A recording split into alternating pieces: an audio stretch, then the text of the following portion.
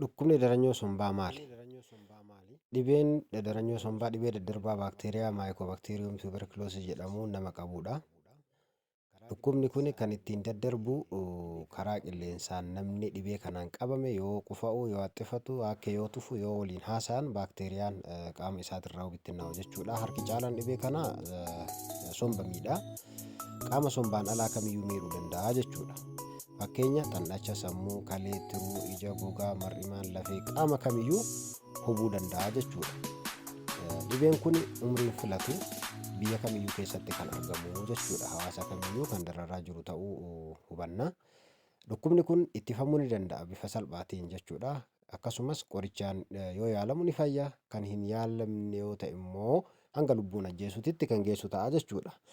Namoonni faalaman yoo gara dhibeetitti ol hin guddatin yookaan dhibeedhaan yoo hin qabamin mallattoo hin agarsiisanii dhibichas hin daddabarsanii jechuudha.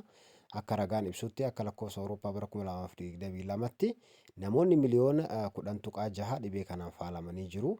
Namni miliyoona 1.6 immoo du'anii jiru jechuudha.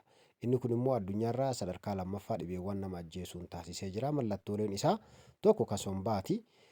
Dhibee sombaa irratti mallattoon isaa qufaa torbee lamaa olii dhiiga makachuu danda'a. Waraansa qomaa, halkan dafquu, hir'achuu, ulfaatina qaamaa, ho'a qaamaa, fedhii nyaataa hir'achuu fi kan kana fakkaatan jechuudha. Kan sombaan alaa yoo laallu mallattoon isaa kan irratti hundaa'u qaama dhukkubichi miidheen jechuudha.